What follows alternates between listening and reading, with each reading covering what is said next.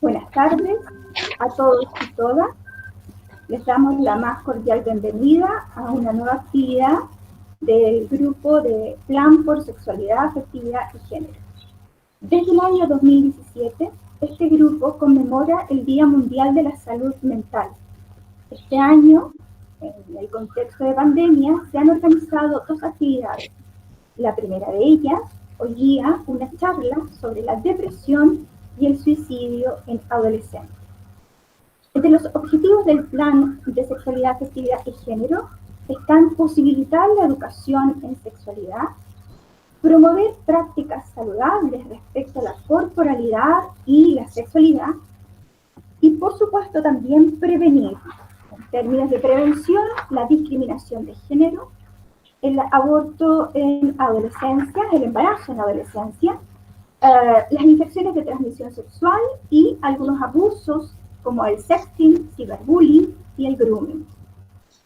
La primera charla de hoy, referida a la depresión, entendiendo que la depresión es una enfermedad y que nos preocupa el alarmante número de suicidios en adolescentes a nivel mundial. Y es por eso que estamos hoy día, ¿no es cierto?, preocupados de aquello y haciéndonos cargo de aquello con la presentación de esta charla.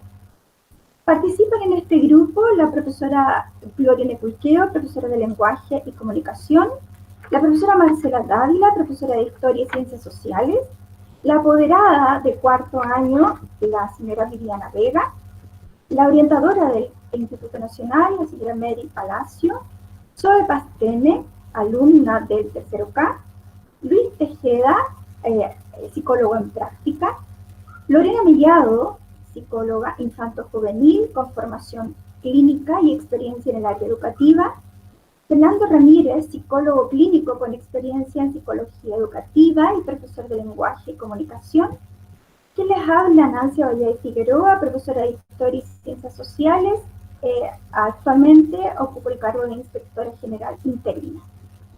En el día de hoy será cargo de tomar sus preguntas a través del chat la profesora Marcela Dávila. Y yo los voy a dejar con Fernando Ramírez, quien presentará a nuestra invitada del día de hoy. Le doy el pase, Fernando. Buenas tardes a todos, a las autoridades presentes, a todos nuestros espectadores. Les agradezco su presencia y quiero presentar a la señora Vania Martínez Nahuel con una vasta experiencia. Yo voy a resumir un poco porque hablar de todo se perdió la conexión. Wow. ¿Recuperé la conexión, parece? Sí, porque perdí la conexión. Siempre pasan cosas extrañas. Bueno, la doctora Vania Martínez Nahuel es médico psiquiatra infantil y de adolescentes de la Universidad de Chile, es doctora en psicoterapia por la Universidad Católica, es profesora asociada al Centro de Medicina Reproductiva y del Desarrollo Integral del Adolescente, CEMERA, y finalmente, para resumir, es directora del Núcleo Milenio para mejorar la salud mental de adolescentes y jóvenes, lo cual se abrevia como IMAI. Volvió a perderse el contacto, parece. Dejo con ustedes a la doctora Vania Martínez Nahuel, que les hablará de depresión y suicidio en ese orden. Muchas gracias. Muchas gracias, Fernando, por la presentación y por la invitación a hablar de este tema en el cual queremos que esté involucrado toda la comunidad educativa, que es depresión y suicidio en adolescentes.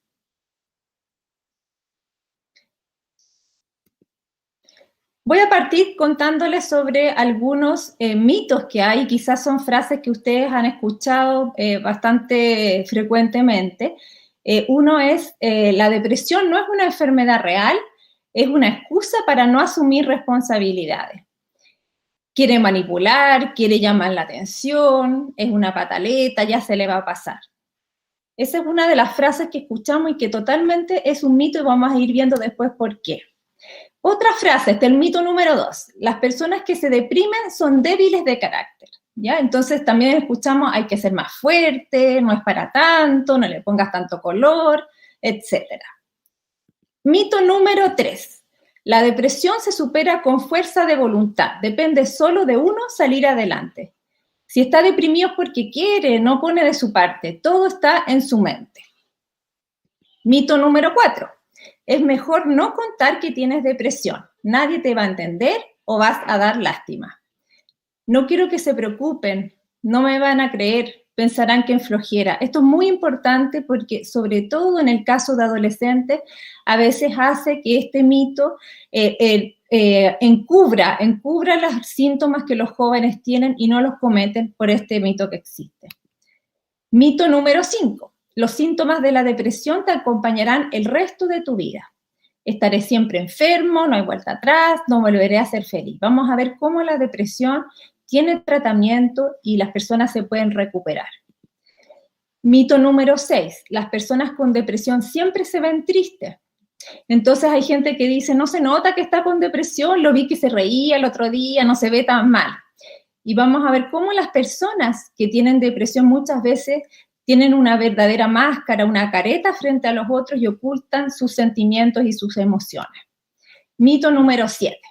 Este me toca a mí. Los psicólogos y psiquiatras no sirven o son para los locos. No creo en los psicólogos ni en los psiquiatras. Yo tengo problemas reales que no me los va a resolver un psicólogo o un psiquiatra. Yo no estoy loco para ir al psicólogo o al psiquiatra, ¿ya? Entonces aquí también vamos a ver cómo es importante que reconozcamos que hay profesionales de la salud mental que están preparados para poder ayudar. Y el mito número 8, si tomas medicamentos te vas a acostumbrar y no vas a poder vivir sin ellos. Se va a hacer dependiente, siempre andará dopado, nadie puede depender de una pastilla para ser feliz. Aquí nos vamos a dar cuenta cómo existen entonces todavía estos mitos, estigma, discriminación a la gente que tiene problemas de salud mental y no se reconoce a la depresión como una enfermedad, como pudiera ser otro tipo de enfermedades, como por ejemplo la diabetes, la hipertensión, el asma. La depresión tiene más o menos la misma frecuencia que ese tipo de enfermedades. Aquí hay un testimonio que me pareció importante compartirlo para que ustedes vean cómo una persona, una joven que tiene depresión, nos cuenta que en esta sociedad en que vivimos, al parecer, no tenemos derecho a enfermarnos, tanto estudiantes como trabajadores. La depresión es una enfermedad, no es haberse levantado con la pata izquierda, no es ser sensible, no. La depresión es no tener fuerzas para levantarte de tu cama, pero no por flojera, es porque no puedes. Es vivir con una pena tremenda, que ni uno mismo la entiende. Es llorar mucho, llorar y sentirse solo, realmente solo. Es no bañarte en días, no por cochino, es porque el cuerpo no te acompaña. Se siente como tener el alma rota. Se siente como caerse a un hoyo gigante, del cual intentas desesperadamente salir. Y muchos no lo logran. Y a nadie le importa. Hago un llamado a ser más empáticos y no juzgar a alguien que tiene depresión. No se necesita tu opinión. Se necesita tu apoyo, amor y comprensión. ¿Cuántos suicidios más hacen falta para visibilizarlo? Me pareció importante compartirlo porque aquí hay varios elementos desde una persona que ha vivido esta enfermedad y cómo quiere contarnos al resto de cómo se puede sentir alguien que tiene depresión. Quizás no todos tienen la misma vivencia, pero yo he escuchado muchas de estas frases en varios de los jóvenes. Hay un joven, por ejemplo, que me decía, en su imagen, me siento caminando en un sentido, siendo invisible y que el resto va en sentido contrario. Y así podemos imaginarnos cómo puede ser para un joven tener depresión. Les voy a mencionar un caso, ustedes si es que tienen cierta edad, podrán reconocer una canción, ¿ya? Y entonces yo le he puesto el caso de Pedrito, voy a leerla, no la voy a cantar. ¿Qué te pasa, chiquillo? ¿Qué te pasa? Me dicen en la escuela y me preguntan en mi casa. Hasta ahora lo supe de repente cuando oí pasar la lista y ella no estuvo presente. La de la mochila azul, la de ojitos dormilones, me dejó gran inquietud y bajas calificaciones. Ni al recreo quiero salir, no me divierto con nada, no puedo leer ni escribir, me hace falta su mirada. Pensemos, ¿es depresión lo que tiene Pedrito? Quiero que cada uno piense, recuerde su respuesta o anótela por ahí, porque después vamos a volver sobre el caso de Pedrito cuando yo ya he explicado qué es la depresión, cuáles son los síntomas. ¿Qué es la depresión? La palabra depresión se utiliza a menudo coloquialmente como sinónimo de tristeza y muchos la decimos, ay, ando depre, te ves un poco depre, y lo usamos muy simplemente, pero cuando estamos hablando de depresión, como ahora, que yo la he puesto ahí con mayúscula, estamos hablando de una enfermedad. Y que uno de los síntomas de la depresión va a ser la tristeza, pero no es el único síntoma. Y tampoco no es cualquier tristeza. La tristeza de la depresión es intensa y es duradera. Cuando yo doy de alta a los jóvenes, es importante hacer una educación con respecto a prevenir recaídas y detectarlas oportunamente. Entonces les digo, tú puedes darte cuenta en el futuro si estás teniendo una tristeza esperable versus la tristeza de la depresión, y la mayoría pueden reconocer que hay una diferencia en una cualidad distinta, pero también en intensidad y en duración. Y también en la depresión hay otros síntomas. Estos son dos síntomas muy importantes en la depresión, que son los que nosotros llamamos síntomas centrales o cardinales, que son el desánimo y la anedonia, ¿ya? Esos son los nombres que nosotros utilizamos en psiquiatría, pero que pueden ser contestados con esta pregunta. ¿Con qué frecuencia durante las 2 últimas semanas te has sentido bajoneado o bajoneada, deprimido, desesperanzado o irritable? Esa es la primera pregunta y que corresponde al desánimo. Y la segunda pregunta, que corresponde a la anedonia, es: ¿has sentido poco interés o placer para hacer las cosas que habitualmente tienen interés? No es que cambie, por ejemplo, no es lo mismo que uno diga, bueno, sí, no tengo interés de estudiar, ya a lo mejor nunca he tenido interés de estudiar, entonces no es un cambio, ¿ya? O no tengo tanto interés de jugar fútbol, ¿ya? Puede ser que haya cambiado de gusto.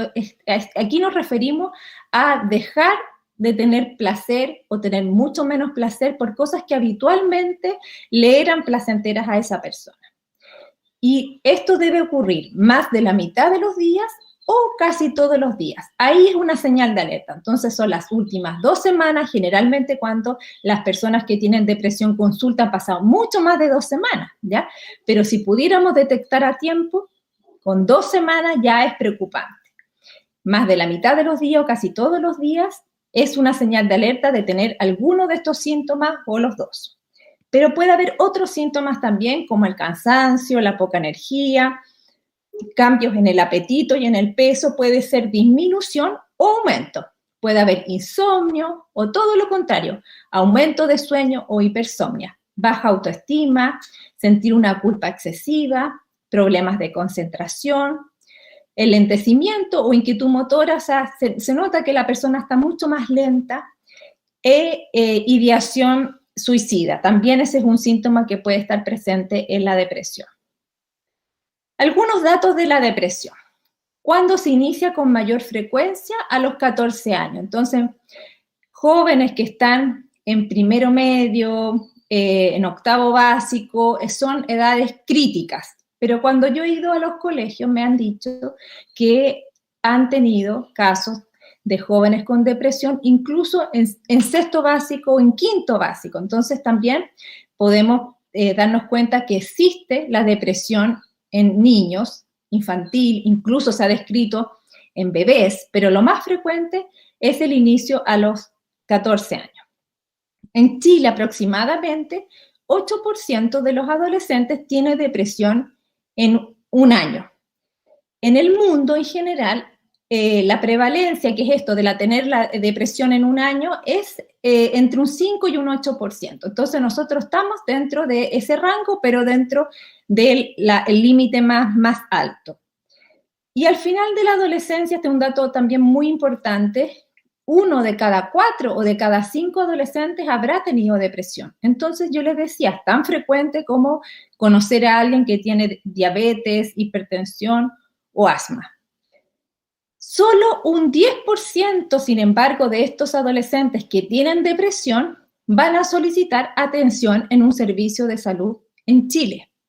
Y de esos los que pidan atención, no todos van a recibir un adecuado diagnóstico. Y de los que reciban un adecuado diagnóstico, no todos van a cumplir con un tratamiento adecuado hasta ser dados de alta. Entonces, por lo tanto, estamos frente a una brecha que existe para poder acceder a un buen tratamiento, un buen diagnóstico y a mantenerlo. Y es algo que queremos nosotros abordar y esta charla de hoy día nos debería ayudar a eso. Hay personas que todavía no tienen todos los síntomas de depresión que son los que yo les describí. No tiene todos esos criterios para que yo, como por ejemplo, como psiquiatra, haga un diagnóstico de depresión. Y es lo que llamamos sintomatología subumbral. Cuando recién está comenzando o cuando hay menos síntomas. Y también es importante detectarlo porque esas personas a futuros tienen también la probabilidad de tener depresión. Es un factor de riesgo. Entonces, alguien que está con algunos de estos síntomas que yo nombré, bajo ánimo, poca energía, cansancio, cambios en el apetito, en el sueño, requieren pedir ayuda. Alguien que tiene ideación suicida se hace imprescindible de que pida ayuda. Y también este dato es importante cuando le preguntamos a personas adultas que han tenido más de una depresión, cuando comenzó su primer cuadro, la mayoría va a reconocer que el primer episodio lo tuvieron durante la adolescencia. Y probablemente nunca consultaron, no se sabía antes que podía existir esta enfermedad, había aún más estigma, había aún más barreras para consultar. Especialmente hay un problema en el caso de los hombres, que les cuesta mucho más consultar. Así que tenemos que estar muy atentos a los síntomas que yo ya mencioné. Antes de la pubertad, la frecuencia de depresión es igual en mujeres y en hombres.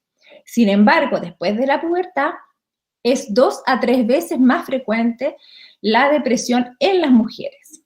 Hay varias hipótesis al respecto. Hay hipótesis que son biológicas, que tienen que ver con las hormonas, por ejemplo. Se sabe que existe la depresión posparto, la depresión relacionada al periodo menstrual y en la menopausia, por ejemplo. Entonces, probablemente sí hay factores biológicos que tienen que ver con esto, pero también hay factores sociales. Las mujeres tienen sobrecarga en sus roles, están más expuestas a eventos traumáticos. Pero eso no quiere decir que no nos preocupemos de los hombres y la depresión. Como ya les dije, para los hombres se les hace mucho más difícil reconocer sus síntomas y consultar. También al personal de salud se les hace más difícil darse cuenta que ellos están consultando por ese motivo de consulta, porque a lo mejor esa persona dice que tiene problemas de alcohol y drogas, pero detrás de eso hay una depresión. O quizás ese joven está consultando porque está con mucho dolor de cabeza o abdominal, o un lumbago que no cede, y detrás de eso puede haber una depresión. Entonces, por lo tanto, debemos siempre estar muy atentos a hacer esas preguntas que yo les dije. Ahora, ¿por qué se produce? Uno tiende a simplificar y decir, bueno, se deprimió porque lo pateó la polola, por ejemplo, ¿ya? Pero en realidad ese es el último factor. La depresión se produce por una combinación de causas y las causas varían de persona a persona. A veces no se puede determinar ese factor que fue el desencadenante, el gatillante, como por ejemplo que lo pateó la polola. También se puede heredar el riesgo de enfermarse de depresión, por lo tanto, si es que hay familias en las cuales hay muchas personas que tienen depresión, hay que estar más atentos. Eso también ocurre con otras enfermedades, como las mismas enfermedades que yo ya he nombrado, como la diabetes, ¿cierto? Y la hipertensión también tienen una carga familiar. Influyen las experiencias difíciles del pasado o del presente. Sin duda, la depresión no es solo biológica, solo psicológica o solo social. Todos los factores influyen factores del individuo, del ambiente, de la familia, del colegio, todos esos factores pueden influir. Y ya no se habla, antes se hablaba de depresión endógena y depresión reactiva, ya no se habla de eso. Se decía antes que la depresión endógena era la que estaba relacionada a la biología, la herencia, la genética, y la depresión reactiva que era relacionada a factores del ambiente. Ya no se habla así porque sabemos que en todos los cuadros de depresión están los dos componentes presentes. Y también influye la manera en que se piensa acerca de las cosas. Si tenemos pensamientos muy pesimistas, muy negativos, entonces también es un factor que puede llevar más adelante a una depresión. ¿Quiénes están en más riesgo? Entonces, por lo tanto, son la población a la que debiéramos estar más atentos. Quienes ya tuvieron una depresión. La depresión puede ser una enfermedad recurrente, sobre todo si no se ha tratado nunca bien y completo hasta ser dado de alta, y como yo les dije también, con lo que se llama prevención de recaídas. Ya entonces alguien que tuvo depresión hay que estar más atento, alguien que tiene antecedentes familiares de depresión, quienes han tenido experiencias traumáticas como maltrato, abuso, la negligencia, el bullying y el ciberbullying, quienes tienen adversidad psicosocial. Se sabe que la depresión en nuestro país, por ejemplo, es mucho más alta en el nivel socioeconómico más bajo. Quienes tienen otros problemas de salud mental, como abuso de sustancias, trastornos de ansiedad, también están en más riesgo, y quienes tienen enfermedades crónicas. ¿Qué pasa si yo no trato la depresión? Algunas personas no va a pasar mucho, ya se va a pasar como desapercibido, ya nadie se dio mucho cuenta lo que ocurrió, pero a la larga puede tener consecuencias negativas, ¿ya? Entonces puede haber personas en las cuales notemos que hay una disminución del rendimiento escolar, que hay inasistencia a las actividades escolares, que hay abuso de alcohol y de drogas. Las conductas sexuales de riesgo también son relacionadas a la depresión, incluso el embarazo adolescente.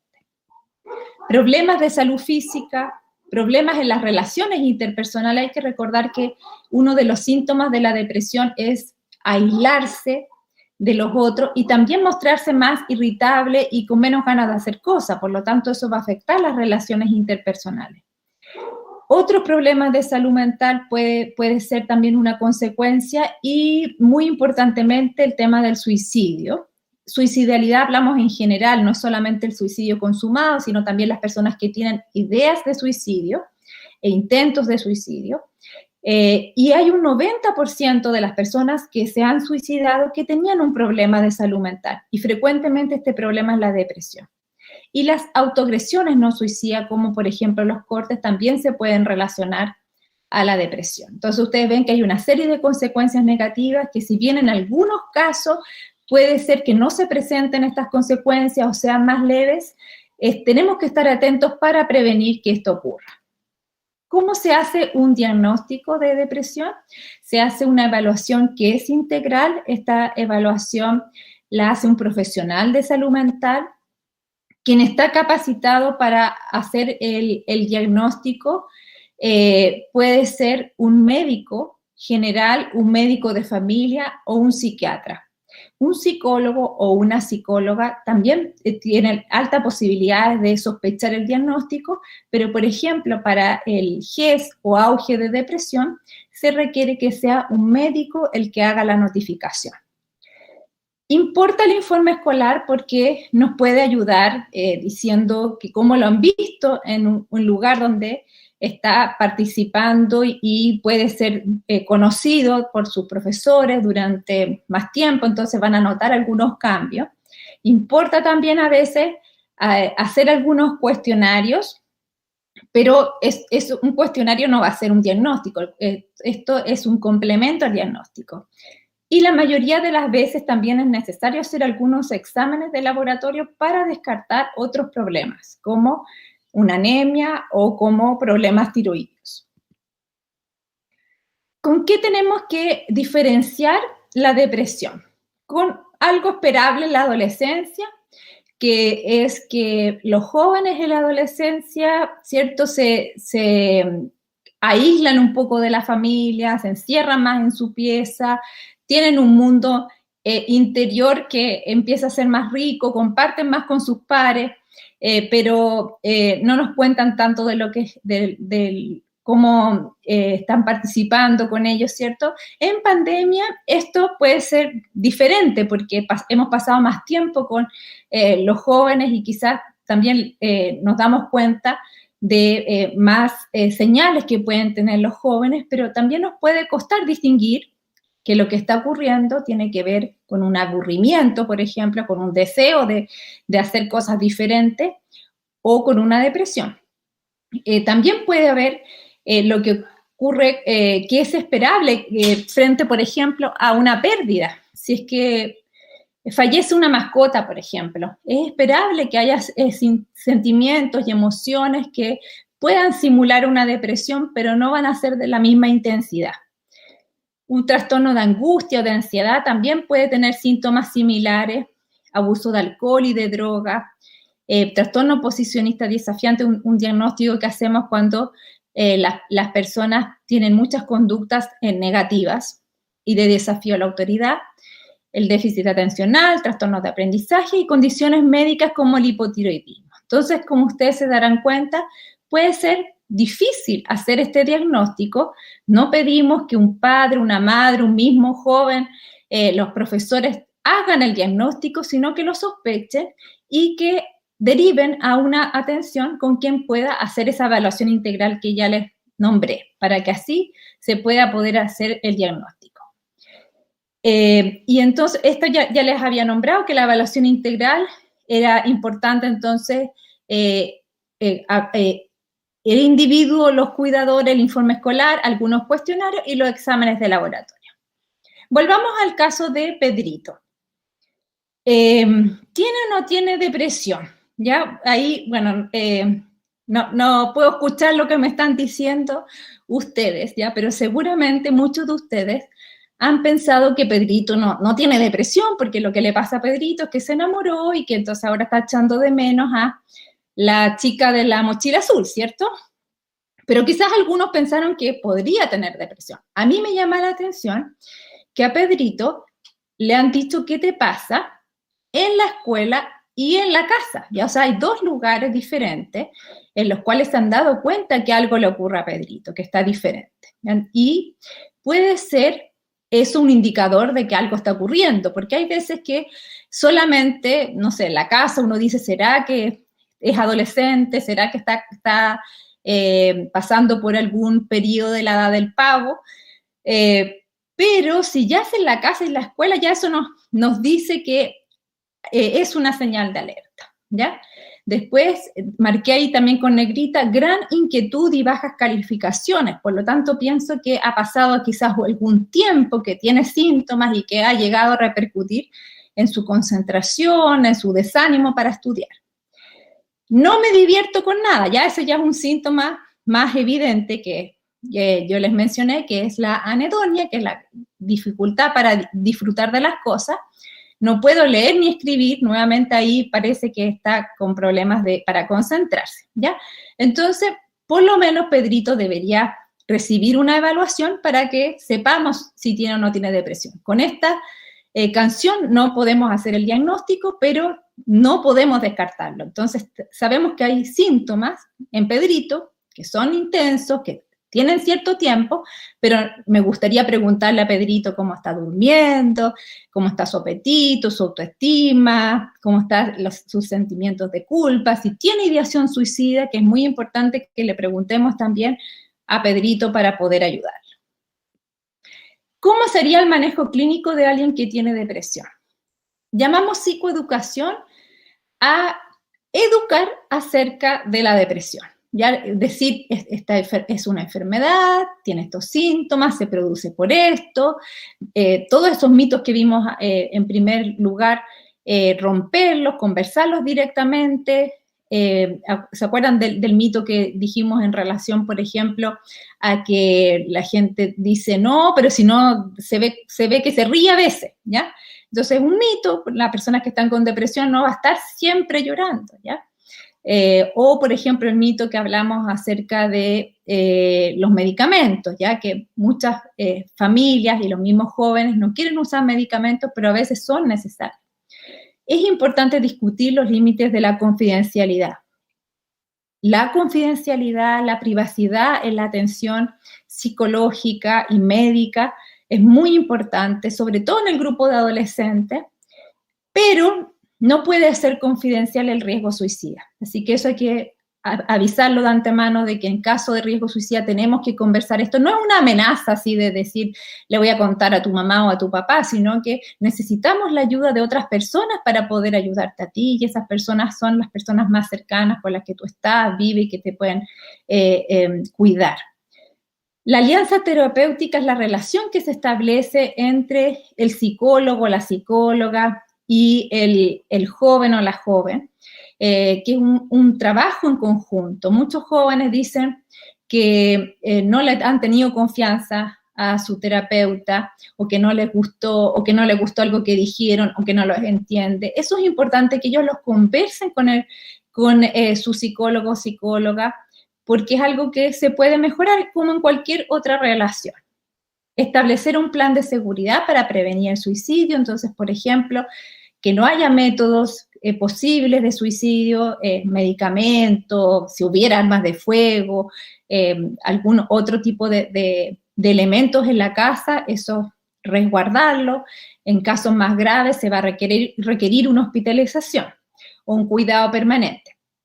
Es importante, en el caso de la depresión en jóvenes, que el tratamiento no es solo para el joven, sino que también hay intervenciones con la familia, con el colegio. Y bueno, en el caso de mujeres, anticoncepción también, si es que corresponde.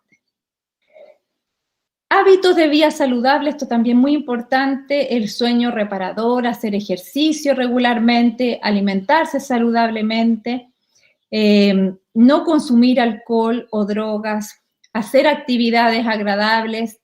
Esto se llama activación conductual. Las personas que tienen depresión dejan de hacer todo, incluso las actividades que les eran agradables antes, y entonces la activación lo que ayuda es empezar a hacer cosas, y al hacer cosas va a mejorar también el ánimo. Los medicamentos antidepresivos se usan en el tratamiento de depresiones moderadas y severas. Las depresiones leves no requieren medicamento. Las depresiones leves se pueden tratar con terapia psicológica o intervenciones psicosociales. Sin embargo, todas las depresiones, tanto las leves como las moderadas o las graves, requieren un tratamiento psicológico. Lo que llamamos un tratamiento combinado, cuando hay medicamentos más terapia psicológica. Un tratamiento que, bien llevado, reduce las posibilidades de consecuencias negativas y de recurrencias o recaídas. ¿Se puede prevenir la depresión?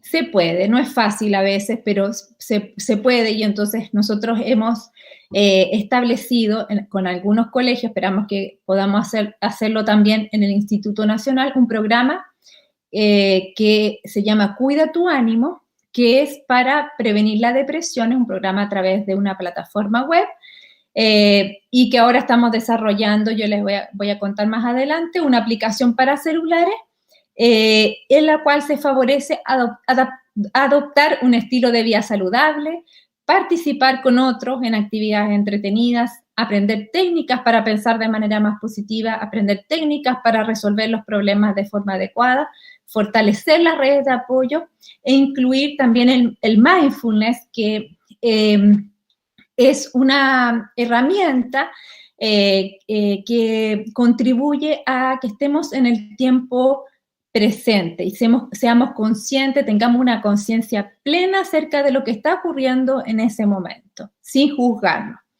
En la página que yo también les voy a decir al final de IMAI, tenemos unos audios de mindfulness y tenemos algunas de estas estrategias para que también las puedan ir revisando. ¿Y el suicidio? ¿Qué pasa con el suicidio? ¿Se puede prevenir? Se puede prevenir también, y en esto todos tenemos un rol. Sobre todo en el caso de los adolescentes, muy importante el rol que puede tener la comunidad escolar en general. No solo los profesores, también a veces muy importante los asistentes de la educación, a veces los guardias, la persona que trabaja en la biblioteca, pueden tener una relación cercana, de observación también de ciertas actitudes o conductas que nos pueden ayudar entonces a prevenir el suicidio en los jóvenes. Y sobre todo, las familias también tienen un rol en poder detectar esto. Campañas psicoeducativas, entrenamiento a figuras claves, redes de apoyo, regulación emocional y plan de seguridad. 5 cosas que podemos hacer para prevenir el suicidio. Vamos a verlas una por una. Campañas psicoeducativas. También la pueden revisar en la página web de IMAI. Nosotros tenemos una campaña que se llama Vamos Juntes. En esa campaña son videocápsulas que las transmitimos a través de Instagram, pero como les dije, ya están también en nuestra página web. Muy cortitas, duran alrededor de 1 minuto, en la que participan 2 jóvenes que tienen muchos seguidores en Instagram, que son Dani Wright e Isabela, junto a mí, para ir viendo estos temas. Uno de los temas es prejuicio y salud mental, otros son las señales de alerta a las que uno puede estar alerta para un riesgo suicida, y ahí hablamos de las señales de alerta indirecta, que son las señales que tienen que ver con una baja de ánimo, cambios en el apetito, en el sueño, consumo de alcohol y de drogas, y las señales de alerta directa, cuando hay jóvenes que dicen, me quiero morir, me quiero matar, la vida no tiene sentido. Eso puede ser a través de verbalmente, pero también podría ser escribirlo a través de redes sociales, etc. Hay que poner mucha atención porque jóvenes que dicen ese tipo de cosas no es que quieran llamar la atención, sino que están realmente en una necesidad de ayuda. Hablamos también de la cita con un profesional de salud mental porque a través de películas se muestra muchas veces una imagen que no es la real de una atención en un profesional de salud mental, no es lo que se esperaría. Ya les conté que debiera ser una atención colaborativa en la cual se construye una alianza terapéutica o de trabajo colaborativo conjunto. También que es seguro hablar de suicidio, que es importante hacer las preguntas directamente a los jóvenes si han estado pensando en el suicidio en el caso de que se presenten esas señales de alerta. ¿Cómo se establece un plan de seguridad? Limitando los métodos de suicidio y tomando algunas otras medidas que vamos a ver. El pensamiento suicida como secreto, también esta campaña va dirigido a otros jóvenes que pueden ser los primeros en darse cuenta que un amigo o una amiga está en situación de riesgo y esta otra persona le dice que lo guarde como un secreto y decimos que no debe ser un secreto, debemos pedir ayuda a personas adultas. Redes sociales y publicaciones sobre suicidio también, porque los jóvenes más en pandemia están pasando muchas horas en redes sociales y a veces pueden encontrarse en redes sociales con publicaciones que son negativas para ellos en relación al suicidio o que alertan sobre el posible suicidio de otras personas. ¿Cuál es el entrenamiento que hacemos a las figuras claves? Es a través de una escala, la escala de Columbia, porque fue desarrollada en la Universidad de Columbia en Estados Unidos y está una adaptación para Chile. ¿Quiénes son esas figuras claves? Somos todos, en realidad. Somos las personas que yo ya nombré dentro del colegio, en la familia, los amigos, las amigas, todos nos podemos entrenar para poder hacer estas preguntas. Hay preguntas de ideas suicidas que preguntan acerca también del grado de intención y de planificación, y hay preguntas acerca de la conducta suicida, intentos de suicidio, y también se consideran conductas preparatorias. O sea, jóvenes que están, por ejemplo, dejando señales a través de internet, juntando medicamentos para en algún momento tomárselo, son también de riesgo. Y ustedes ven ahí que las preguntas son muy directas. ¿Has deseado estar muerto o muerta o poder dormir y no despertar? Esa es la primera pregunta. Y la segunda es, ¿has tenido realmente la idea de suicidarte? Son preguntas fuertes que no estamos acostumbrados a hacer, pero que son importantes que nos acostumbremos a hacer porque es la forma de salvar vidas. Tan importante como podría ser que aprendamos todos a la técnica de resucitación cardiopulmonar. Podemos salvar la vida de alguien que está teniendo un infarto, un paro cardiorrespiratorio, etc. Aquí podemos salvar la vida de jóvenes que están en riesgo suicida y que con estas preguntas que aparecen ahí nos van a determinar el grado de riesgo que puede haber. Entonces, es un entrenamiento que podemos ir, vamos a hacer un curso también para esto, nosotros un curso online para que puedan todos acceder a ese curso de forma gratuita. Redes de apoyo. Esto también es fundamental. Se ha visto que es un factor protector el contar con redes de apoyo, y entonces está este mapa de las redes de apoyo que divide en 4 cuadrantes ese círculo: mis amigos, amigas, mi comunidad, mi lugar de estudios o trabajo, mi familia. Más cerca del yo, que es el circulito de al centro, ponemos a las personas o a las instituciones que están más cerca, y más lejos a las que están más lejos, pero todavía que puedo contar como redes de apoyo. Un trabajo que se puede hacer entonces para apoyar cuándo necesito ayuda, a quién puedo recurrir o con quiénes ya estoy contando. Hay veces que a los jóvenes les cuesta reconocer estas redes de apoyo y que se pueden ir construyendo y trabajando también en la terapia psicológica.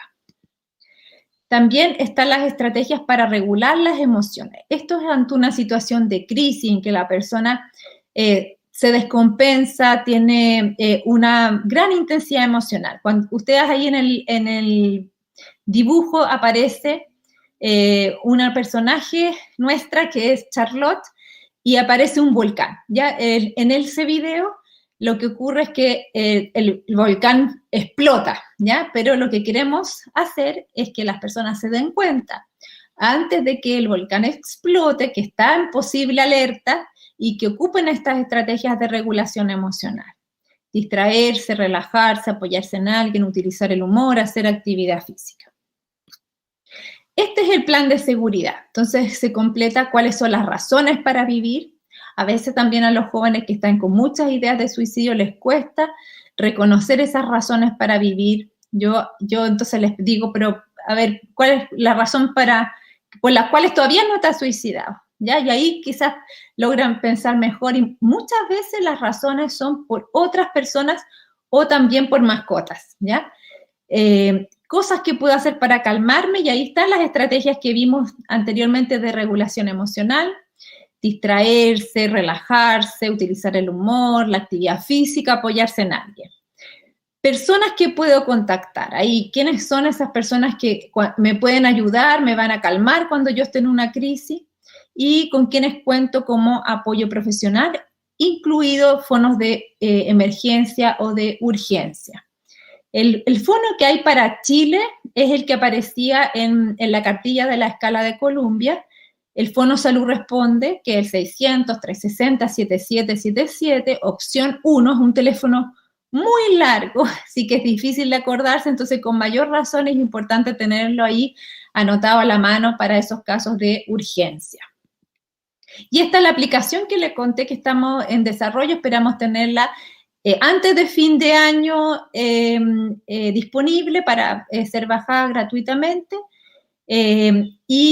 Parte con un cuestionario que incluye esta escala de Columbia, y juntos jóvenes la hemos estado diseñando. Lo que ellos nos han dicho que es importante, que la puedan personalizar, que sea amigable, que sea confidencial, que haya metas que les vayan diciendo, sí, ya estás progresando, vas mejor, que aparezcan testimonios también de otros jóvenes que les haya servido y que la estén utilizando.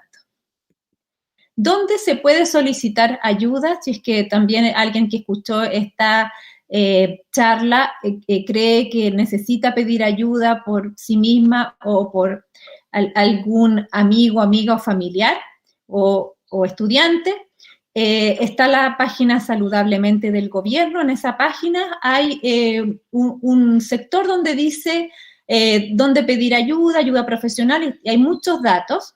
Especialmente para jóvenes recomendamos la página del INJUV, que tiene un chat, que es Hablemos de Todo, y también el Fono 1515 de la Fundación para la Confianza, ya que es una línea también especialmente para niños, niñas y adolescentes. ¿Cuáles son las ideas más importantes de la presentación y qué es la que me gustaría dejar para que las sigan pensando? Que la depresión y el suicidio en adolescentes existen, no es algo que sea infrecuente, puede ocurrir. El suicidio en adolescentes no es algo que ocurre todos los días, y cada suicidio de adolescentes lo lamentamos. La depresión es algo más frecuente, les dije que era un 8%. Y la depresión puede ser detectada oportunamente y, por lo tanto, mientras más tempranamente la detectemos y reciba un diagnóstico adecuado, también vamos a prevenir consecuencias negativas, incluido el suicidio, y todos podemos hacer algo para prevenir el suicidio. Aquí está parte del equipo que trabaja en conjunto conmigo y que estamos en esta labor de mejorar la salud mental de adolescentes y jóvenes. Es el nombre de nuestro centro de investigación.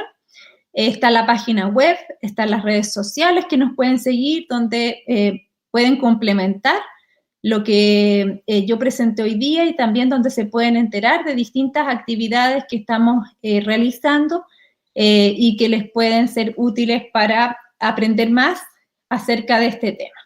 Muchas gracias. Muchas gracias a ti, Vania. Marcela, ¿tienes preguntas?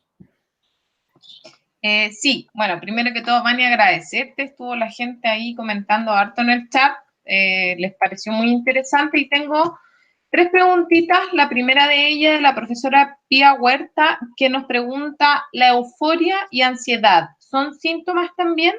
Porque a veces pensamos que nuestros o nuestras estudiantes tienen mucha energía, no que están en depresión. Esa sería la primera pregunta. Ya. Bueno, hay muchas palabras que, tal como yo dije, depresión, a veces la ocupamos así como, no como un diagnóstico, anda depre, etcétera. También puede ser que haya otras palabras como es bipolar, por ejemplo. Hay gente que dice es bipolar ya, y no se refiere al diagnóstico que nosotros hacemos de trastorno bipolar, y también puede ser que ansiedad y euforia no se refieran necesariamente a un síntoma. Ya, entonces, no sé específicamente lo que ella está refiriendo con euforia, pero el diagnóstico de euforia o manía, ¿ya? Significa, para nosotros en psiquiatría, cuando la persona, por un periodo de tiempo, ¿ya? No es algo de un ratito, digamos, por un periodo de tiempo tiene exceso de ánimo, de energía, tiene alta autoestima. Muchas veces las personas dejan de dormir porque no tienen necesidad de dormir.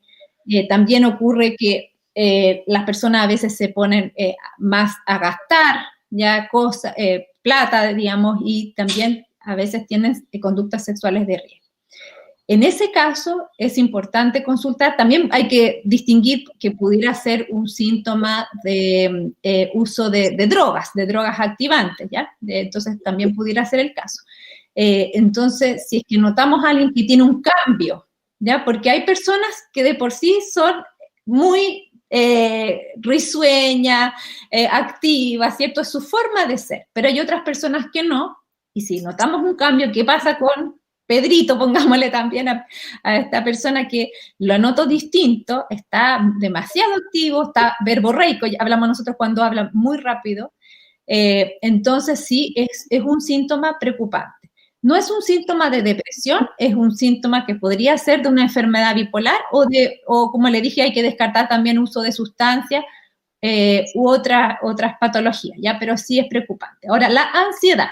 La ansiedad es cuando hay una ansiedad que es normal o esperable y una ansiedad que es patológica, ¿ya? Por ejemplo, nosotros ahora en pandemia estamos todos más preocupados, nerviosos, con cierta incertidumbre, y eso lo más probable es que nosotros tenga ciertos síntomas de ansiedad, ¿ya? Y notemos que estamos incluso con algunos síntomas en el cuerpo, a lo mejor sentimos algo en la guatita, ¿cierto? O que nos notamos que estamos más nerviosos, ¿ya? Pero patológica es cuando esos síntomas son mucho más importantes y cuando no nos dejan concentrarnos, cuando está presente esa preocupación todo el día y hay mucho más síntomas físicos que pueden incluso derivar en crisis de pánico, en que la persona le falta el aire, tiene taquicardia y piensa que algo le va a pasar, que son crisis muy, muy agudas. Esos síntomas también son importantes de consultar, no son lo mismo que depresión, pero pueden relacionarse a depresión. Algo decía al final de la pregunta que Marcela, que era cuando estudiantes Sí, decía que a veces nosotros pensamos que nuestros estudiantes están muy felices, ¿no? Que si eso se puede confundir en eso. Sí, sí. Claro, yo creo que los que están en una mejor posición para discriminar lo que es algo esperable de no, justamente son las personas que trabajan en los colegios, porque están ya acostumbrados a conocer cómo son los adolescentes y también cómo es ese adolescente si lo conocen por más tiempo. En cambio, para los papás se les hace mucho más difícil porque tal vez es su primer hijo que es adolescente y no se acuerdan mucho de su propia adolescencia y dicen, bueno, ¿esto será esperable o no que esté con tanta energía? ¿Ya? Lo normal sería que los adolescentes sí tengan esas ganas de salir, de pasarlo bien y no tengan tantas ganas de hacer la cama, ni de ayudar en la limpieza de la casa, ¿cierto? Ni de estudiar, ¿ya? Eso es como lo esperable. Pero si hay un cambio, eso definitivamente requiere poner más ojo y sobre todo si se acompaña de síntomas como en el sueño, que puede ser insomnio o aumento de sueño en el apetito, y en cualquier caso que esté presente ideas de suicidio, siempre consultar. Ya, tengo otra pregunta que nos hace Emilia Castro, que pregunta, ¿qué pasa al tomar psicotrópicos por tiempos prolongados? Por ejemplo, 4 años. Bueno, dentro de los medicamentos que usamos en psiquiatría están los antidepresivos. Voy a dar algunos ejemplos para que sepan de cuáles estamos hablando, los que están recomendados y probados que pueden servir en adolescentes son la fluoxetina y el escitalopram para la depresión, son esos dos, ¿ya? Y para la ansiedad, la sertralina, pero también hay otros medicamentos como la venlafaxina, la duloxetina, bueno, hay otros, pero los más frecuentes que nombré son los para adolescentes. Esos medicamentos no provocan dependencia, ¿ya? Y sí es importante cumplir un tratamiento en el cual, una vez que desaparecen los síntomas de la depresión, igual se mantiene el tratamiento con medicamentos para prevenir la recaída, ¿ya? Por ejemplo, si es que uno tiene una infección urinaria, lo más probable es que te dejen un tratamiento con antibiótico y te digan un número determinado de tiempo. Ya la mayoría de las veces podría ser 7 días. Y quizás tú a lo mejor al segundo o tercer día ya no tienes los síntomas de la infección urinaria, pero sí tienes que completar el tratamiento para que el bicho ese se vaya, ¿cierto? Y no haya una recaída. En el caso de la depresión no es una semana, sino que el tratamiento es más prolongado, por lo menos 6 meses después de que pasan los síntomas. Entonces sí es importante mantenerlo. Ahora, alguien que está 4 años puede ser porque entre medio ha tenido recaídas o podría ser porque ya ha tenido muchos episodios y se está actuando preventivamente. Alguien que ya ha tenido 3 episodios de depresión es mejor mantener un tratamiento a permanencia con los antidepresivos, siempre acompañado de terapia psicológica, pero no es un medicamento que provoque dependencia ni que afecte de forma negativa el cerebro o algo así. Ahora, hay otros medicamentos que a veces también usamos en psiquiatría, que son las benzodiazepinas, ¿ya? Como el clonazepam, alprazolam, diazepam, etcétera. Esos medicamentos siempre tienen que estar muy bien indicados, lo ideal es ocuparlos por periodos cortos y acompañados del tratamiento antidepresivo, ¿ya? Los antidepresivos también se ocupan en trastornos de ansiedad, ¿ya? Estos otros medicamentos, las benzodiazepinas, tienen un efecto más inmediato y por eso se usan como acompañamiento, pero en eso sí puede haber riesgo de dependencia y sobre todo la gente que se automedica. Hay otros psicotrópicos que también ocupamos frecuentemente a esta edad, que son los medicamentos para el déficit atencional, el metilfenidato, la tamoxetina y otros, ¿ya? Esos medicamentos para el déficit atencional tampoco provocan dependencia cuando están bien indicados, ¿ya? Pero una persona que los toma por su cuenta puede tener problemas, ¿ya? Eso yo lo corroboro porque generalmente los jóvenes dicen, ya no quiero tomar más estos medicamentos, ¿ya? Entonces, no es que estén dependientes, todo lo contrario, quieren no usar los medicamentos. Entonces, siempre confiar en el profesional o la profesional que están recibiendo atención. Quizás ahí no es que quiera hablar mal de los neurólogos, pero sí tenemos especialidades diferentes, ¿ya? Entonces hay muchas personas que tienden a consultar por problemas de psiquiatría a un neurólogo o neuróloga, ¿ya?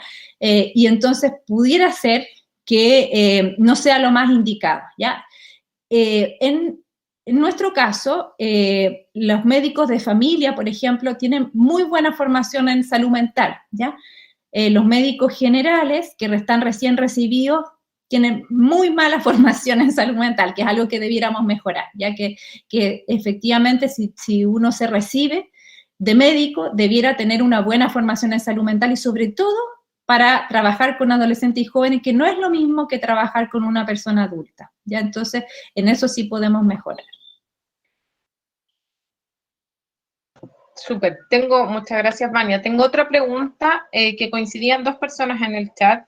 Franco nos dice, ¿la diferencia entre tristeza, crisis existencial, depresión o estrés excesivo? ¿Cómo uno puede ir notando esa diferencia? Yo creo que lo dijiste en la charla, pero quizás algunos tips. No es fácil lo que me estás preguntando, ¿ya? Porque, a ver, tristeza, ¿ya? Que el otro día me contactó una estudiante que yo la había evaluado, un estudiante de la universidad, y me pidió ayuda porque tenía que dormir a su perrita de 12 años, ¿ya? Si ella me dijera, mira, en realidad me da lo mismo, no estoy triste, casi que eso me preocuparía, ¿ya? En cambio, si ella me dice, estoy muy triste, estoy preocupada, estoy nerviosa, no sé si, sentía culpable también, ¿ya? Culpable porque sabía que tenía que dormirla, pero estaba dejando pasar el tiempo, entonces ya me siento culpable porque ella sigue sufriendo y yo porque la quiero tener más conmigo no tomo la decisión, ¿ya? Entonces, si yo a ella en 2 meses más la contacto y sigue con el mismo nivel de tristeza, sigue muy culposa, está durmiendo mal, tiene otros síntomas, claro que me voy a preocupar, ¿ya? Entonces ahí es la diferencia como en tristeza y algo que podría ser ya una depresión, ¿ya? Entonces, por eso yo les decía que es una cosa de tiempo, de intensidad, pero que los mismos jóvenes que ya han tenido depresión también pueden darse cuenta que hay algo ahí diferente, que es una tristeza que es diferente. Crisis existencial. Bueno, crisis existencial también, me imagino, ¿ya? Porque es una palabra a lo mejor que no tiene el mismo significado para todos, ¿ya? Pero sí, la etapa de la adolescencia es una etapa de harto cuestionamiento y que eso es súper positivo porque los jóvenes son muy creativos y también está bien que no empiecen a aceptar todo lo que los adultos decíamos, esto es así, así, sino que empiecen a tener sus propias ideas. Y dentro de esas ideas puede estar esto de que para qué vinimos, cuál es mi sentido en esta vida, ¿cierto? Y en eso, los jóvenes que tienen baja autoestima o que han tenido experiencias traumáticas, experiencias negativas, quizás se van a ver más afectados, ¿ya? Entonces, en esa crisis de cuestionamiento tal vez les va a afectar más. Entonces, si alguien llega a la conclusión en esa crisis existencial de que no tiene sentido su vida, que no vale la pena esforzarse, efectivamente esa crisis ya necesita más conversarlo con alguien, ya poder ver qué es lo que está ocurriendo ahí en esa persona, ¿ya? De hecho, hay una joven que cuando se recuperó de su depresión, yo le dije, bueno, ¿y qué te hizo ahora estar bien? ¿Ya? Me dijo que estuve pensando que yo vine a este mundo por algo, todavía no sé lo que es, pero quiero estar aquí para descubrirlo, me dijo, ¿ya? También son frases que a mí me van quedando de los pacientes que me llaman mucho la atención, ¿no? Entonces, pasó por esa crisis, pero finalmente ella dijo, bueno, no tengo por qué tener las respuestas todas listas a los 15, 16 años, o a los 17, pero sí quiero estar aquí para poder ir descubriendo cuáles son esas respuestas y equivocarme también. ¿Y la ansiedad era la otra, parece, Marcela? La ansiedad. Uh-huh. Entonces, la ansiedad, bueno, si eso es un poco ya lo que describí, que hay gente que dice, estoy ansioso y es porque está comiendo como más de la cuenta, pero en realidad cuando hablamos de ansiedad nos referimos a esta excesiva preocupación, nerviosismo, pensamiento, entonces que son también negativos. Distinguí yo ya lo que era normal de patológico, es patológico cuando esa ansiedad es muy intensa, nos impide funcionar bien, o cuando es por cosas que nuestra mente nos está inventando también, ¿ya? Como exagerando, digamos. Ahora, todos tenemos, por ejemplo, un miedo contagiano que es algo real, ¿ya? Pero si mi miedo es a salir de la calle y que me caiga un meteorito, bueno, sería una exageración la que estoy diciendo, pero obviamente quiere decir que no es algo, digamos, probable, no es algo probable que ocurra. Y ahí está la fobia también, en el caso de, otro día podríamos hablar de las fobias, pero está la fobia específica, hay gente que le tiene fobia a las arañas, a las palomas, no sé, entonces esos miedos que son excesivos también se pueden tratar, hay tratamientos para eso. Y algo que también existe es la fobia social, y yo creo que hay muchos jóvenes que tienen eso, y sobre todo con Zoom o con Meet, que es lo que ustedes tienen, que les cuesta prender la cámara, por ejemplo, interactuar, hablar en público, con mayor razón les cuesta en estos medios virtuales, entonces también es algo que puede ser parte de un trastorno de ansiedad, que es lo que llamamos la fobia social.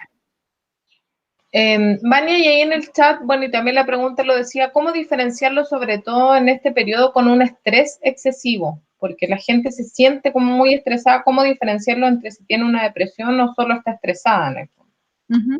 O sea, estrés excesivo ya pasa a ser patológico o enfermedad o necesidad de consultar, o sea, el adjetivo excesivo, ¿ya? Situación estresante es lo que podemos estar viviendo. Por ejemplo, si tenemos que preparar la PTU, la prueba de transición universitaria, ¿cierto? Es esperable que estemos estresados, preocupados, pero no que no podamos hacer nada, que nos pongamos a llorar, que nos sintamos inútiles, eso ya sería excesivo, ¿ya? Entonces, todos podemos estar viviendo situaciones estresantes, pero podemos responder de diferentes maneras frente a esas situaciones estresantes o estresores, ¿ya? Y es necesidad de consultar cuando ya no me estoy dando cuenta que esto me está sobrepasando, ¿ya? Y si tengo la duda de que si es que lo mío es parte de lo esperable o no, igual siempre va a ser mejor pedir una opinión, una primera opinión y de ahí descartar si era algo esperable y a lo mejor con un par de tips tú sales de eso, va a estar bien, ¿ya? Pero quizás es el momento de consultar. Nosotros ahora estamos haciendo entrevistas a jóvenes que nos contestaron en un cuestionario que tenían ideas de suicidio, y hay jóvenes que dicen, esto yo lo tenía hace 7 años y nunca había consultado porque pensé que podía ser algo normal, ¿ya? Pero ese mismo joven había ayudado a amigos a que consultaran, o sea, se daba cuenta de que otros tenían problemas y no se daba cuenta de que él mismo tenía problemas, ¿ya? Por eso que también sirven los mismos pares, ¿ya? Que digan, ¿sabes qué? Pero no en forma negativa, no como hazte ver, está el loco, no eso, sino que aquí hay gente que te puede ayudar, ¿ya? Porque lo que ocurre es que, supongamos que yo tengo un amigo que veo que se desmayó. Lo más probablemente es que yo le diga, oye, ¿qué te pasó? Consulta a un médico, ya. Tengo un amigo que le dio una alergia y está totalmente enronchado. También le voy a decir lo mismo, pero tengo un amigo que me dice, estoy triste, lo estoy pasando mal, tengo ideas de querer morirme, y le sigo diciendo que échale para adelante, cuenta conmigo, que está bien, porque es muy importante, como yo ya dije, las redes de apoyo, pero no es suficiente. O sea, se requiere además un apoyo profesional. Tengo la última pregunta del chat, Fernando, y cerramos con la tuya, pero voy a hacer la última del chat, que es de una apoderada que nos pregunta, ¿puede un psiquiatra de adulto en primera consulta, solo con descripción de síntomas, determinar que un adolescente tiene depresión y dar medicamentos? Eso nos pregunta la apoderada.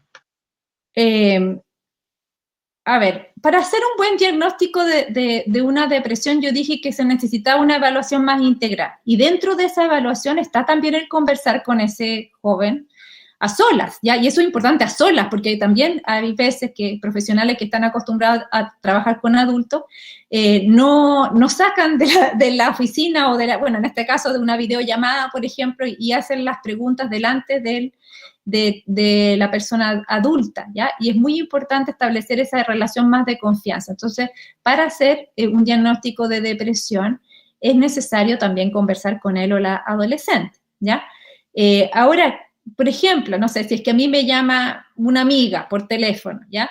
Y me dice, mira, mi hija tiene estos síntomas, lo más probable es que yo pueda sospechar que tiene, pero no me atrevería a decirle y empieza a darle fluoxetina, o sea, eso no podría ser. Además que cuando uno indica un tratamiento, también cuenta con la cooperación del adolescente o la adolescente, o sea, tenemos que decirle, mira, esto que tú me dijiste, es este el diagnóstico, es este el tratamiento, como sería cualquier enfermedad, ya es como, si supongamos que la enfermedad sea una fractura, no sé, obviamente tú tienes que explicarle a ese joven, este va a ser el tratamiento, esta va a ser tu recuperación, necesitamos que tú hagas esto, que no hagas esto, para que te puedas mejorar. Entonces sí, es apresurado hacer ese, y no solo un psiquiatra de adultos, podría haber sido cualquier profesional hacer un diagnóstico y un tratamiento sin entrevistar y sin contar con el consentimiento del adolescente para iniciar un tratamiento de más.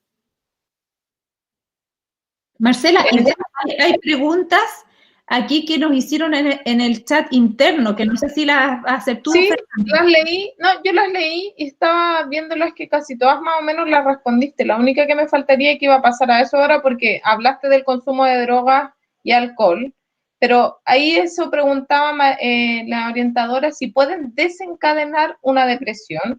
Y además la orientadora también preguntaba qué relación tiene la depresión con la tiroides. Esas dos cosas. Sí, en relación cuando yo hablé de la prevención de la depresión, ahí hablé de los hábitos de vida saludable que incluyen también el tema de no al consumo de drogas y alcohol, porque efectivamente pueden desencadenar depresión y también pueden simular síntomas, ¿ya? De la depresión. La marihuana, por ejemplo, produce síntomas que simulan una depresión en algún momento. También puede ser que una persona que tiene depresión empiece a consumir alcohol o drogas como, entre comillas, un medicamento, una automedicación, porque sienten un alivio. Tal vez el alivio es inmediato, pero a la larga es otro problema que el joven se agrega, ¿ya?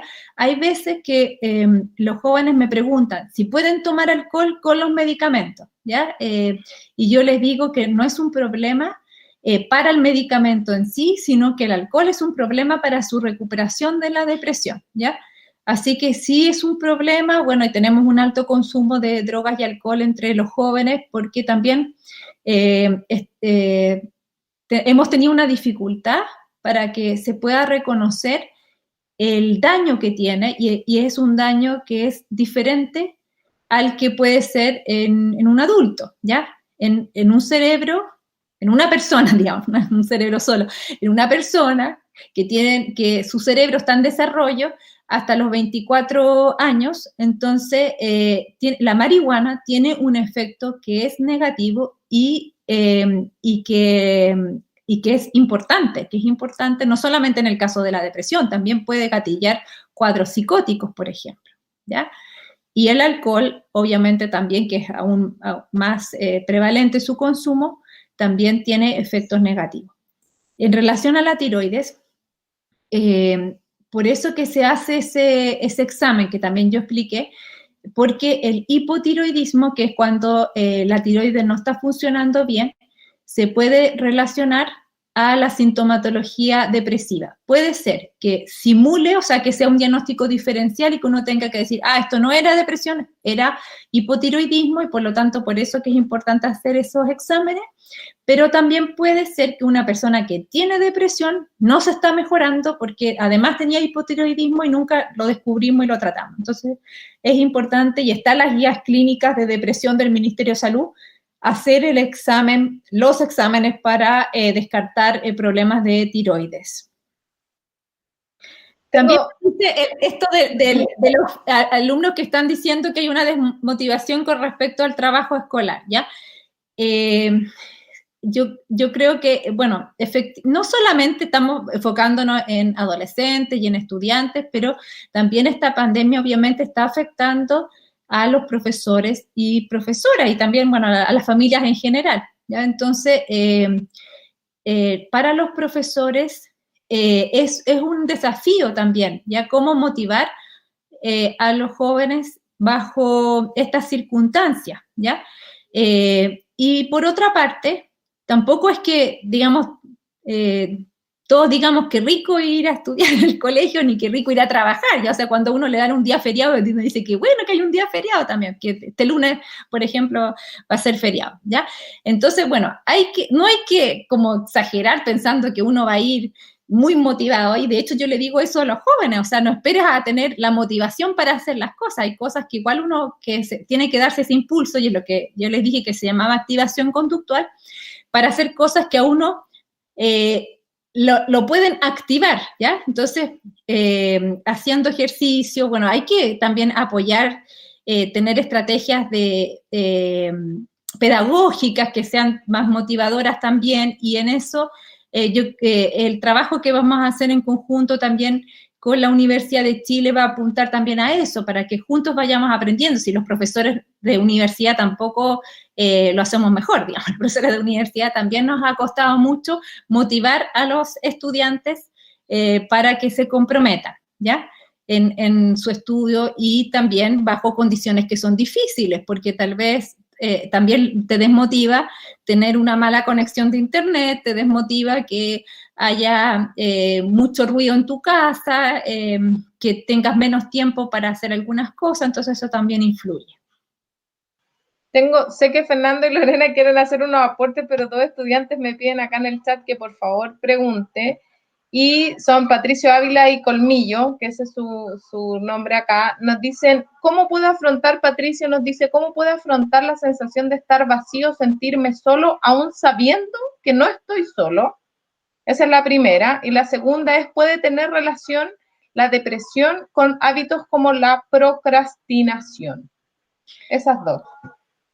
Ya, bueno, es que cuando preguntamos de la crisis existencial, tal vez eso también de sentirse solo o sola, estando rodeado de gente, puede ser un síntoma, en realidad, puede ser un síntoma y por el cual hay que pedir ayuda, ¿ya? De hecho, hay una joven también dentro de esas frases que me han quedado guardadas en mi mente de cómo describen cómo se sienten. Es así, pues eso de que sentir que estás rodeado de gente, la imagen que les dije también, de ir en un sentido y ser invisible y que toda la multitud viene en el otro sentido. No estoy solo, hay un montón de gente aquí, pero yo siento que no me ven, por ejemplo, ¿ya? O que no soy importante para otros, ¿ya? Eso puede ser derivado de experiencias negativas, puede ser derivado también de que alguien ha vivido bullying, por ejemplo, entonces también, o sea, hay razones que hacen eso, pero para eso sí se requiere una ayuda y un apoyo. Así que yo le diría a esa persona que nos está preguntando que se acerque a alguno de esos canales de ayuda para conversar más acerca de lo que le pasa, porque no es esperable sentirse solo. De hecho, mira, la gente que se suicida, que se ha suicidado, tienen que haber pensado eso, estoy solo, estoy sola, ¿ya? Y después uno ve que cuando esa persona se suicida, cuánta gente lamenta esa pérdida, ¿ya? Cuántas personas sí podrían haber estado más cerca, ¿ya? Pero también pasa a veces que los jóvenes, y todos en realidad, todos, yo les digo, ¿tienes amigos? Y me dicen, amigos, no, amigos no tengo, ¿ya? Tengo cercanos, nomás conocidos, pero no amigos.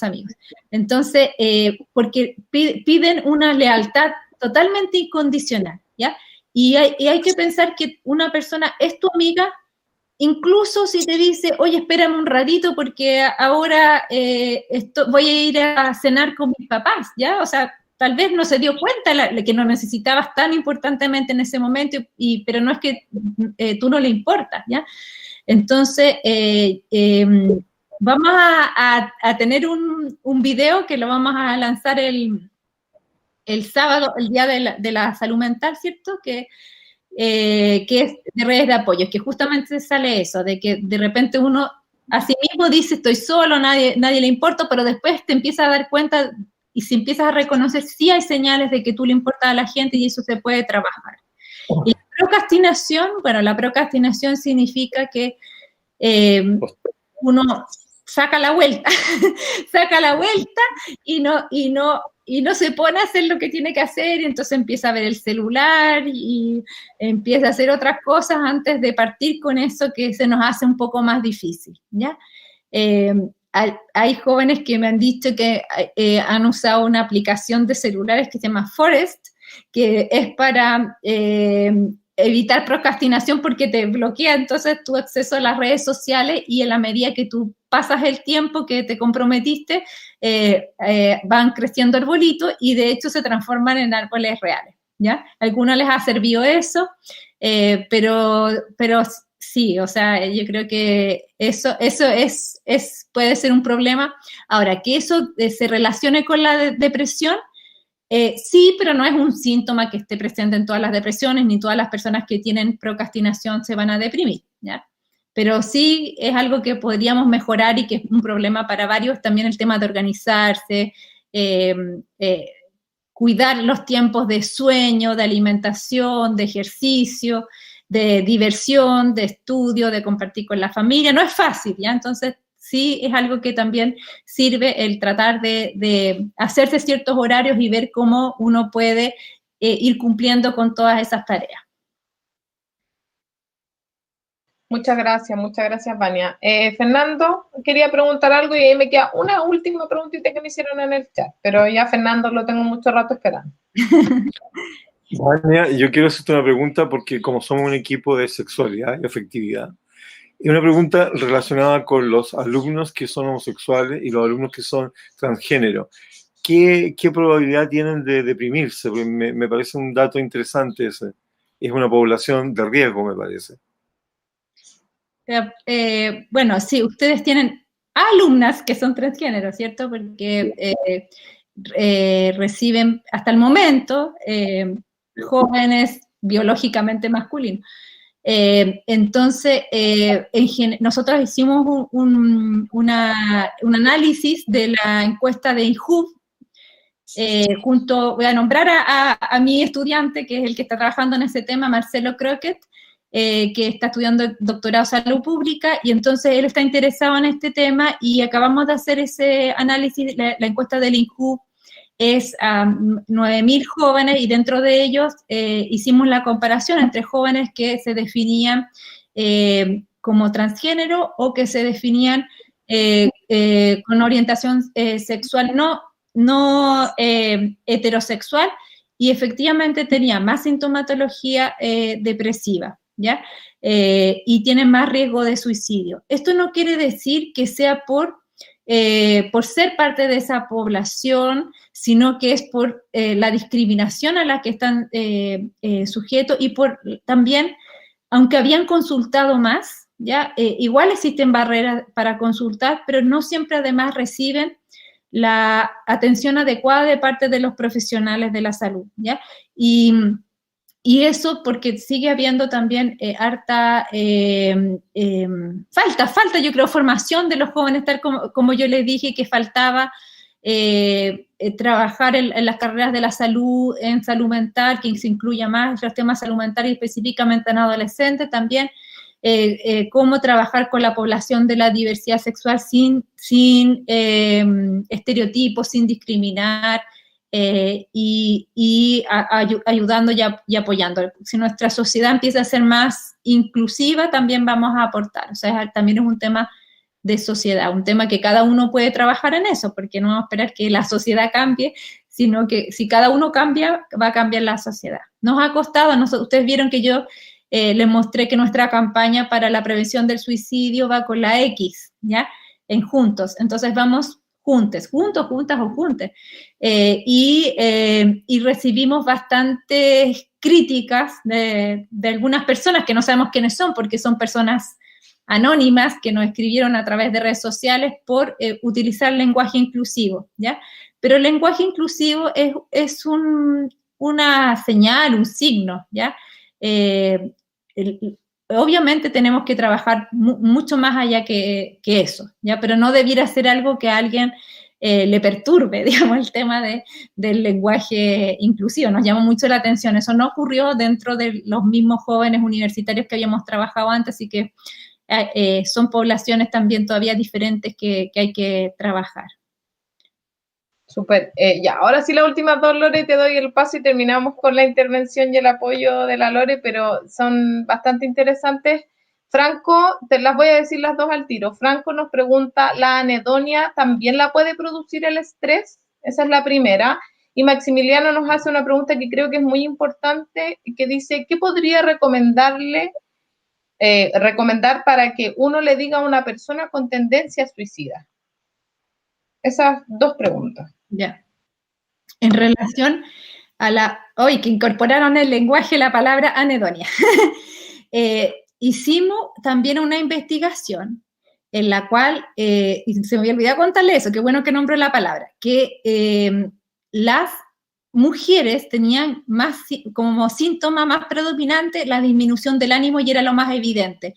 Y los hombres, cuando tienen sintomatología depresiva, tienen más el segundo, que es anedonia, dificultad para disfrutar, incapacidad para disfrutar. Entonces también es importante eso, porque quizás eso también hace que nos cueste más detectar la depresión en hombres y sobre todo en adolescentes jóvenes, ¿ya? En el caso de un estrés importante, de ansiedad o de angustia, más que uno no disfrute de las cosas, claro, es como que no las puedes disfrutar porque estás con esa otra preocupación, ¿ya? Esa otra, por ejemplo, si tu preocupación es que tienes que dar la PTU, digamos, en una semana más, ¿ya? Quizás te encantaría ir no sé, a compartir con tus amigos. No, estoy pensando en cosas que se puedan hacer ahora en pandemia, así que se me ocurrían más ejemplos para fuera de pandemia. Fuera de pandemia sería irse de una fiesta, ir al cine, etc. Ahora, bueno, tener un Zoom con los amigos, algo así. Entonces, quizás quieres hacerlo y quizás sí lo disfrutarías, ¿ya? Pero esta otra presión, este estrés no te deja hacerlo, ¿ya? Entonces, si alguien está con muchos síntomas de anedonia, ¿ya? Siempre igual habría que descartar la depresión, ¿ya? Puede ser que esté con estrés y depresión, eso también puede ocurrir, así que eso habría que considerarlo. La segunda que hizo Maximiliano, ¿qué recomendarías tú que ellos le dijeran a personas con tendencia suicida? Sí. Bueno, ahí les recomiendo que vean mucho la campaña de Vamos Juntos porque ahí están esos consejos, cómo se hace, ¿ya? Y los consejos son decirles que tú estás ahí para ellos, que lo vas a acompañar, pero además decirle que debe pedir ayuda profesional, ¿ya? Y si no quiere pedir ayuda profesional, hay que tratar de seguir intentándolo. Y si es necesario conversar con su mamá, su papá, su abuelita, su hermano mayor, no sé, con alguien más de la familia o alguna otra persona que sea más cercana, pero en buenas, lo que yo le decía, no le vas a decir esto de que hazte ver o estás loco, no, sino que hay gente que te puede ayudar, que estudió para esto, estudió para poder ayudarte, está ahí para ayudarte, Hablemos de todo del INJUV, son solamente psicólogos y psicólogas que trabajan con jóvenes, entonces ellos están muy acostumbrados a recibir eso. Y para la población de la diversidad sexual existe también la Fundación Todo Mejora, tú puedes bajar la aplicación de celulares de ellos, y ellos también tienen contención emocional para prevención del suicidio, es Fundación Todo Mejora. Súper. Lore, quería hacer un aporte antes de que cerremos todo, Vania. Bueno, nuevamente agradecer toda tu presentación, la respuesta. La gente está muy contenta en el chat por lo educativo, lo informativo y también de mucha contención que ha sido tu exposición. Te lo agradezco personalmente y a nombre de todas las personas que estamos acá y de nuestros estudiantes, que yo sé que muchos de ellos necesitan a veces esta actividad de apoyo y de contención. Lore, dale tú. Ya, gracias Marcela y gracias Vania. Quería más que nada como reforzar una idea que comentaste al principio cuando hablabas de depresión y los síntomas de cómo detectar o indicadores. Porque a veces ocurre esta como confusión, ¿no es cierto?, que hablabas tú de que cuando un estudiante o un joven está entrando en un cuadro depresivo, se espera, ¿no es cierto?, este desánimo, esta anedonia, este ánimo decaído, ¿no es cierto? Y a mí me ha tocado personalmente y profesionalmente en el instituto ver también casos de estudiantes que están con un cuadro depresivo pero con mucha irritabilidad, ya con momentos en donde hay reacciones desde cosas muy cotidianas, desde diálogos cotidianos, con mucha irritabilidad, con como de repente descontrol de impulso, explotar de rabia, responder muy enojado frente a temáticas que no sucedía así, como que la madre detecta un cambio, ¿no es cierto? La familia observan un cambio preocupante, y que después de estas expresiones de rabia o de no saber por qué les pasan estas reacciones, después viene como un culpa, llanto, ¿no es cierto? Mucha como desestabilidad, no saber, ¿no es cierto?, por qué reacciono así. Y hablando con los padres, me pasa que también yo he sugerido en esos casos también consultar con un médico o psiquiatra en este caso para ver la posibilidad de un probable cuadro depresivo. Y los padres me dicen, ¿pero cómo? ¿Por qué? Si mi hijo está enojado, está irritable, no está decaído, no está triste, ¿no es cierto? ¿Cómo va a tener un cuadro depresivo si él está como enojado con el mundo?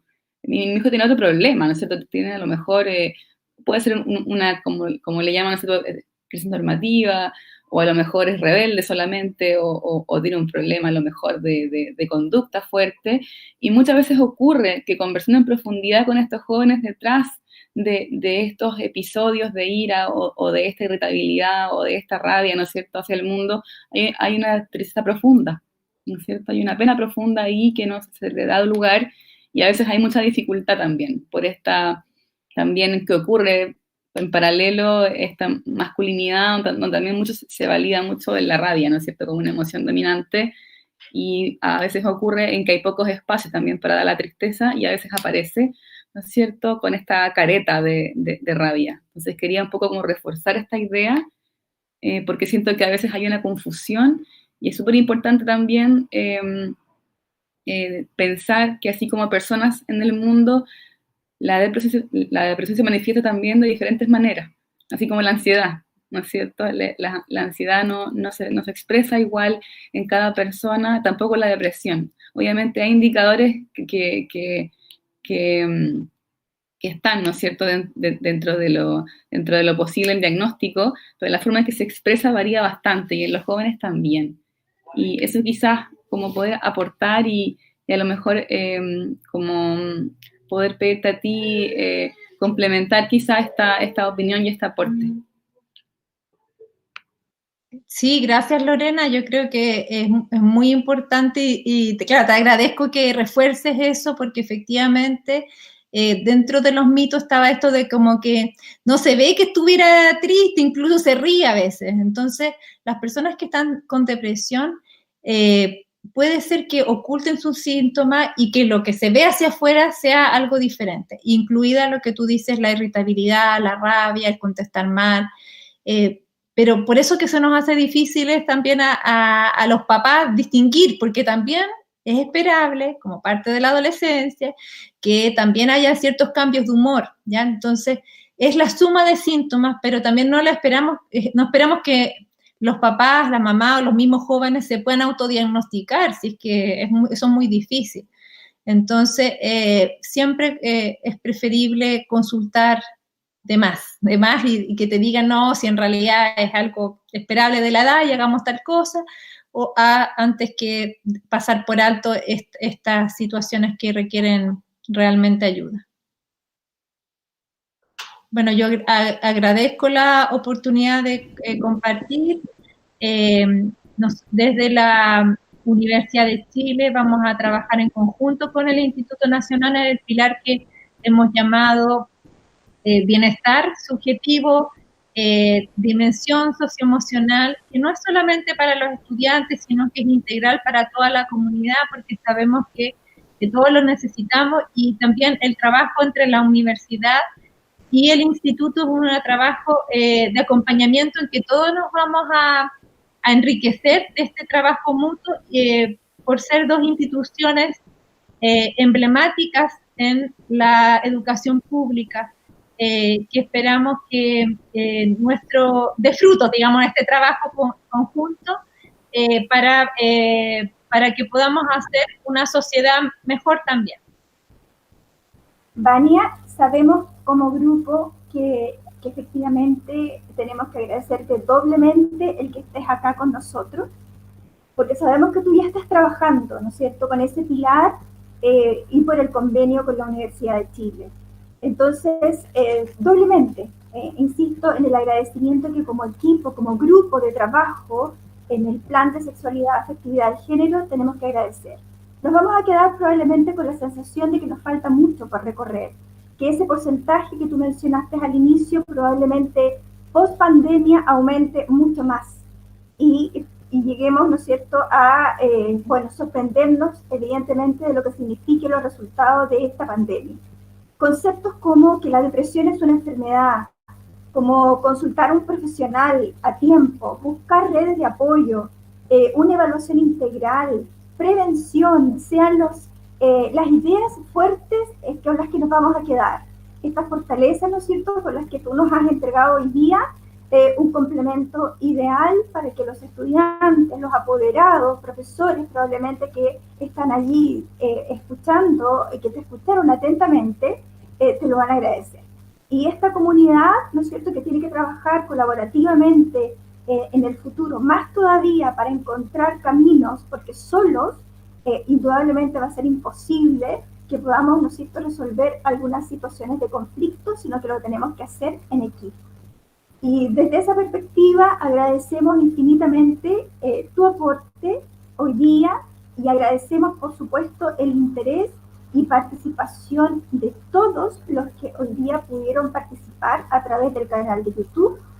Y los invitamos como equipo para la próxima semana a otro interesante encuentro que está pensado y preparado por este equipo, por este plan de sexualidad, afectividad y género.